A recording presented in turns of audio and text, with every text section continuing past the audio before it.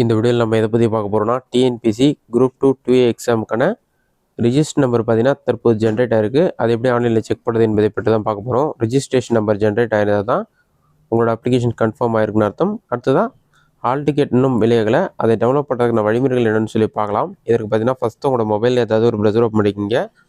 அதில் கூகுள் சர்ச்சில் போயிட்டு டிஎன்பிசின்னு சொல்லி டைப் பண்ணுங்கள். அந்த மாதிரி நீங்கள் டைப் பண்ணி வைக்க கொடுங்க. அந்த மாதிரி நீங்கள் டைப் பண்ணி வைக்க கொடுத்தீங்கன்னா ஃபஸ்ட் எடுத்துனே tnpc.gov.in ஒரு வெப்சைட் இருக்கும். அந்த வெப்சைட் செலக்ட் பண்ணுங்கள். வெப்சைட் ஓப்பன் ஆன பிறகு பாட்டம்லேயே வந்து ஹோம் பேஜ்னு ஒரு ஆப்ஷன் இருக்கும். அந்த ஆப்ஷன் வந்து கிளிக் பண்ணுங்கள். அதை நீங்கள் கிளிக் பண்ணிங்கன்னா தமிழ்நாடு பப்ளிக் சர்வீஸ் கமிஷன் சொல்லி கொடுத்துருப்பாங்க. பாட்டமில் ஸ்க்ரோல் பண்ணுங்கள். இதில் கடைசியாக ஸ்க்ரோல் பண்ணிங்கன்னா ரிஜிஸ்டர் யூசர்னு ஒரு ஆப்ஷன் கொடுத்துருப்பாங்க. அந்த ஆப்ஷனை கிளிக் பண்ணுங்கள்.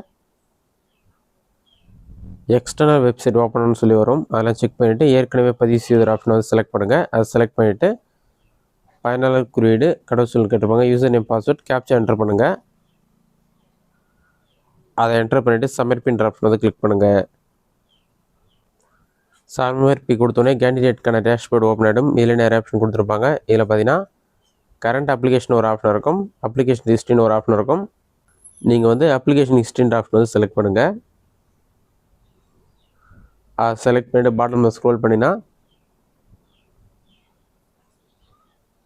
Combine civil service examination group 2 services சொல்லிட்டு ரிஜிஸ்டர் நம்பர் வந்து ஜென்ரேட் ஆகிருக்கும். அதை நீங்கள் செக் பண்ணி பார்த்துக்கலாம். ஏற்கனவே நீங்கள் அப்ளை பண்ணோடனே அப்ளிகேஷன் நம்பர் ஜென்ரேட் ஆகிருக்கும். தற்போது எக்ஸாமுக்கான ரிஜிஸ்டர் நம்பர் ஜென்ரேட் ஆகிருக்கு. இல்லை நீங்கள் பேமெண்ட் கேட்டகரி அப்ளை பண்ணதால் அந்த டேட் ஷோ ஆகுது.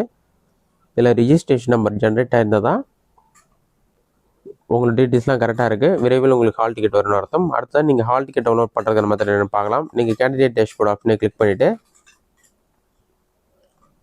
இதிலே பார்த்தீங்கன்னா டவுன்லோட் ஹால் டிக்கெட்னு ஒரு ஆப்ஷன் இருக்கும்.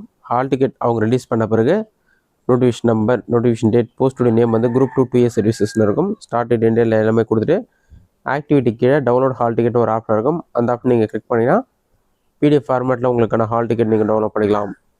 இந்த வீடியோ உங்களுக்கு யூஸ்ஃபுல்லாக பண்ணிக்கிறேன். இந்த வீடியோ பிடிச்சிருந்தா லைக் பண்ணுங்கள். வேறு டவுட் எதுனா கமெண்ட் பாக்ஸில் கமெண்ட் பண்ணுங்கள்.